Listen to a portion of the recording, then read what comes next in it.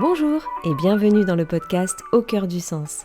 Je suis Audrey, coach professionnel certifié et auteur, et je te partage toutes mes expériences et mes apprentissages de plus de 45 ans d'une vie bien remplie qui m'ont permis de trouver peu à peu le sens de ma vie. Et pour l'épisode de cette semaine, je te propose un voyage autour de l'équilibre. En fait, ce mot, franchement, j'ai l'impression de l'entendre tous les jours. Il faut manger équilibré, il faut avoir une vie équilibrée, et du coup, j'ai voulu me pencher sur le sujet.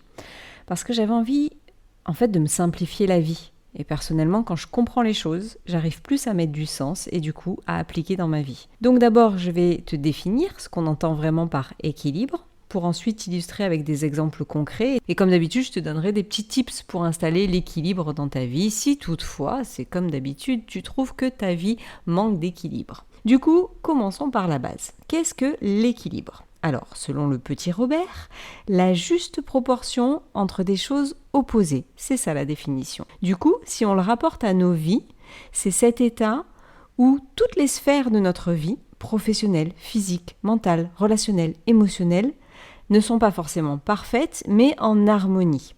Alors pour cet épisode, j'ai décidé de te prendre 3 grands domaines, en fait 3 grands opposés si je reprends la définition du Larousse, pour essayer de voir cet équilibre entre ces domaines.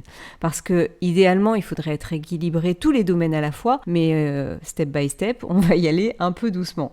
Donc d'abord, j'ai pris le combo travail et vie personnelle, parce que c'est celui-ci que je rencontre le plus souvent, surtout après avoir fait un burn-out et que les souffrances ressenties au travail viennent impacter la vie personnelle. C'est là où j'ai travaillé sur moi et que j'aide les gens aujourd'hui avec les accompagnements burn-out. Du coup, alors je te ferai d'ailleurs un épisode sur ma vie de burn-outée, comme j'aime bien le dire, un jour, pour te raconter un peu comment j'ai vécu mon burn-out et cet équilibre-là qui était totalement déséquilibré. Je sais pas si c'est très français, mais bon. Mais là, c'est pas le sujet. Du coup, l'équilibre entre vie perso et vie pro, c'est quelque chose qui, selon moi, est essentiel pour avoir une vie en harmonie. Donc, pour te donner quelques exemples qui peuvent alerter sur ce manque d'équilibre. Ça va être lorsque tu rentres chez toi et que tu es toujours la tête à penser au boulot. Ça peut être ressasser la dispute avec un collègue, mais aussi penser à un dossier client que tu n'as pas pris le temps de finir, par exemple, parce que tu es parti. Ou même anticiper sur la réunion du lendemain en te demandant ce qui va se passer, ou alors si tu dois intervenir. Et du coup, tu es à moitié, voire au quart, présent ou présente dans ta vie perso. Et au bout d'un moment, c'est difficilement vivable. Et quand tu es à ton propre compte, quand tu es auto-entrepreneur ou alors que tu as ta société, c'est encore pire. Parce que le boulot, c'est un peu ta vie. Mais je pense vraiment qu'il faut réussir à distinguer les deux sphères. Parce que quand tu es en dîner de famille et que tu réponds à une personne qui te fait une commande pour des compléments alimentaires, c'est du boulot. Et ouais, c'est un exemple perso. Et vraiment, c'est vrai que quand tu es entrepreneur, c'est encore moins simple de faire cette coupure. Du coup, j'ai 2 tips que je te donne si tu veux équilibrer un peu ta vie pro et ta vie perso. Il faut que tu marques le stop du pro quand tu en sors.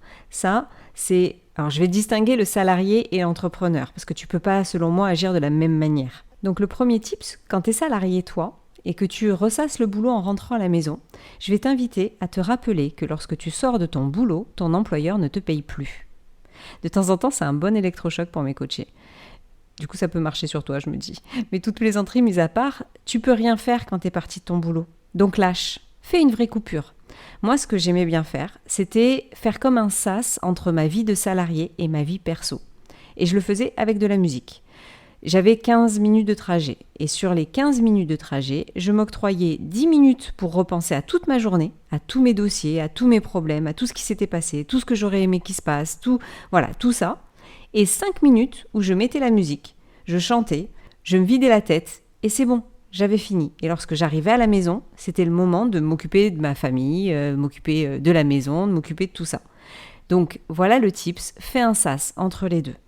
Pour le tips pour les entrepreneurs, parce que pour le coup maintenant que je vis ce truc-là, je trouve que c'est encore plus complexe de dire stop à des ventes, stop à des demandes de coaching, même quand c'est le week-end ou même quand je suis en vacances. Donc ce que j'ai appliqué, pour faire le switch, c'est un des tips que je te donnerai si tu es entrepreneur, c'est de trouver en fait par quel biais tu peux couper. Moi, mon biais à moi, c'est le portable. Parce que vraiment, c'est par là que j'ai les demandes de coaching, c'est par là que j'ai les ventes des compléments alimentaires et tout. Donc, J'ai décidé tous les soirs à 19h de couper mon portable, il se met en mode avion tout seul. J'ai programmé la routine. Alors oui, au début c'est flippant. T'as peur en fait de rater la vente ou le client, mais ma vie perso a été radicalement modifiée. Du coup, tous les soirs, par exemple, on joue à des jeux de société avec ma fille. J'avoue qu'au début, c'était pas simple. Mais maintenant que c'est une routine, parce que ça fait quand même plusieurs mois que je fais ça, c'est vraiment, on joue au jeu, je regarde un film, je médite, je fais du sport, bon, pas trop du sport, mais d'ailleurs, si tu es sur mes réseaux, tu verras que c'est très rare que tu me vois publier une story après 19h. Par contre, je pense qu'il ne faut pas être radical pour ce fameux équilibre, parce que c'est le sujet du podcast, c'est l'équilibre. Tu vois, quand ma fille, elle n'est pas là, il m'arrive de bosser jusqu'à 23h, voire minuit. Et c'est ok, j'enlève le mode avion, j'enlève ma routine, et c'est ok. Le but, c'est d'avoir de l'harmonie et de la fluidité dans l'équilibre de vie. Et c'est pas encore un truc à t'imposer, tu vois. Et si d'ailleurs, pour toi, ta vie perso et pro te semble équilibrée, reste comme ça. Il y a des personnes qui vivent par passion de leur activité pro. Et si c'est ok, c'est ok. Bon, cet équilibre-là, c'était le gros pavé. Donc, c'est ce qui durera le plus longtemps dans ce podcast. Le deuxième équilibre dont j'avais envie de te parler, c'était l'équilibre entre le physique et le mental. Dans ces deux aspects-là, le défi, c'est d'harmoniser activité physique et moment de repos ou moment de retour à son corps. Je trouve ça super de créer un équilibre entre ces deux aspects de notre vie, parce que quand on est trop dans la tête, on oublie de prendre soin de soi et on s'épuise mentalement, alors que si on trouve un juste équilibre, et pour le coup cet équilibre il est propre à chacun, je trouve qu'on est beaucoup plus performant et efficace. Pour ma part, je suis une fille qui est à 100% dans son mental, ou plutôt j'étais, parce que pareil, ça a joué des tours sur ma santé, sur mon corps et du coup sur mon bien-être général. Du coup, si t'es une ou un cérébral, je t'invite à tester le retour à ton corps. Tu peux le faire avec du sport, de la salle, de la marche, du vélo, du yoga, bref, une activité purement physique. Ça peut être de la danse aussi. Mais tu peux aussi le faire simplement avec des scans corporels. Prendre quelques instants dans ta journée pour te checker, savoir comment tu te sens dans chaque partie de ton corps. Tu peux d'ailleurs trouver un audio de reconnexion à ton corps sur mon site. En fait, se reconnecter à son corps, c'est retrouver un équilibre entre le mental et le physique. Et je trouve que ça offre beaucoup plus de clarté au quotidien. Donc si tu sens un petit déséquilibre, laisse-toi tenter et teste. Je te mettrai le lien de l'audio dans la description du podcast. Et le dernier équilibre dont je voulais te parler, c'est celui entre la vie sociale et le temps pour soi. Et cet équilibre-là, il réside dans le défi de concilier une vie sociale riche, voir ses amis, rencontrer de nouvelles personnes, sortir, et cet espace qui, selon moi, est essentiel, cet espace personnel pour se ressourcer et reprendre des forces. Alors pareil, cet équilibre-là, il est très personnel. Parce que si tu es plutôt du genre solitaire, tu vas avoir plus besoin de te retrouver seul, ce qui est mon cas d'ailleurs, mais il y a des personnes qui ne supportent pas être seules et qui cherchent à combler sans arrêt leur planning, à sortir et à voir leurs amis.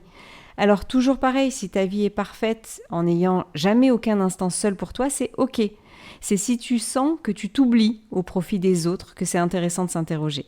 Et pour cet équilibre entre ces deux domaines-là, le tip que j'ai envie de te donner, c'est pose-toi une question simple et facile à retenir. Demande-toi, est-ce que je suis là où j'ai envie d'être ?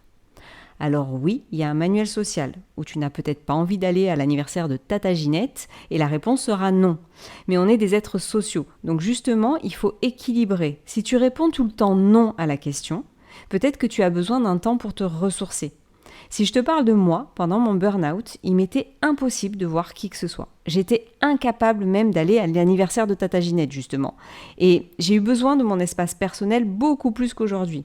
Donc parfois, l'équilibre, ça prend du temps. Et en plus, l'équilibre, c'est pas du 50-50. Et là, pour le coup, quel que soit le domaine, et ça va être ma conclusion, quel que soit le domaine de ta vie, l'équilibre, c'est quand tu vas ressentir de la fluidité, de l'harmonie. L'équilibre, c'est pas quelque chose de carré en fait. C'est pas le matin je sociabilise et l'après-midi je me renferme. Ok, j'ai trouvé mon équilibre, je suis toute seule, j'ai l'équilibre entre social et personnel. Tu vas trouver en fait cet équilibre quand tu vas être à l'écoute de ce que tu ressens. Parce que personnellement, il y a des jours où je vais rester dans ma bulle 5 heures et d'autres où 30 minutes me suffiront. L'équilibre en fait c'est la simplicité. Ce n'est pas encore une chose à appliquer. Si je prends l'image d'un funambule sur sa corde, la recherche de l'équilibre, c'est pour rester sur sa corde. On s'en fout s'il a le corps à moitié à droite, s'il a une jambe en l'air à gauche. Le but, c'est pas d'être droit, même si techniquement pour l'équilibre sur un fil, c'est plutôt conseillé pour tenir bon. Mais bon, mon image, elle a ses limites, mais je pense que tu as compris le truc. Le but, c'est que tu sois OK, et peu importe ton équilibre. Si tu bosses tout le temps et que tu n'as pas de problème avec ça, c'est OK. Attention par contre au déni quand même. Mais écoute-toi. En fait, trouve ton équilibre. Et c'est un peu le leitmotiv de ce que j'essaie de te faire passer dans tous mes épisodes. Le plus important dans tout ça, c'est toi. Écoute-toi, entends-toi et kiffe ta vie, quoi. Voilà. Ce sera tout pour cet épisode sur l'équilibre.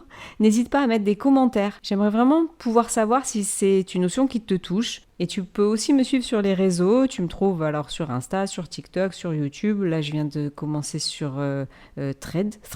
Je ne sais même pas comment on prononce. En fait, tu peux me trouver de partout. C'est toujours sur @Audrey Coaching.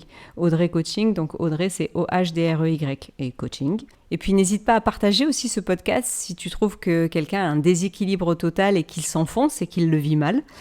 Et je te souhaite une bonne journée ou une bonne soirée et je te dis à la semaine prochaine pour un nouvel épisode.